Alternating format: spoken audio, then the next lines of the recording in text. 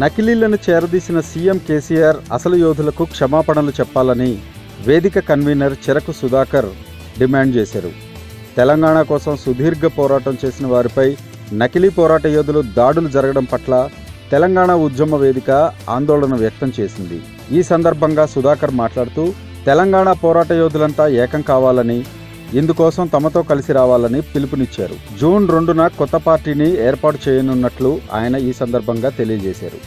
ఆ రోజు 5 లక్షల మందితో హైదరాబాద్లో సభ నిర్వహించదలిచినట్టు చెప్పారు.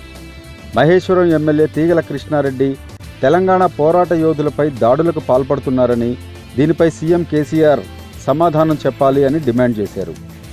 కేబినెట్లో తెలంగాణ వాదులపై దాడులు చేసిన వారిని అక్కున చేర్చుకున్న కేసీఆర్ తెలంగాణ ఉద్యమానికి ద్రోహం తలపెట్టినట్లే అని విమర్శించారు. ఆత్మగౌరవం కోసం తెలంగాణ కావాలన్న కేసీఆర్ ఇప్పుడెందుకు స్పందించడం లేదని నిలదీశారు. 2019లో తెలంగాణ ఉద్యమకారుడే బాహుబలి అవుతాడన్న కేసీఆర్ మాట నిజమేనని, అయితే ఆ బాహుబలి నకిలీ బాహుబలి కాదని, తెలంగాణ కోసం ఉద్యమించిన అసలు సిసలు పోరాట యోధుడే బాహుబలి అని ఈ సందర్భంగా ఆయన తెలియజేశారు.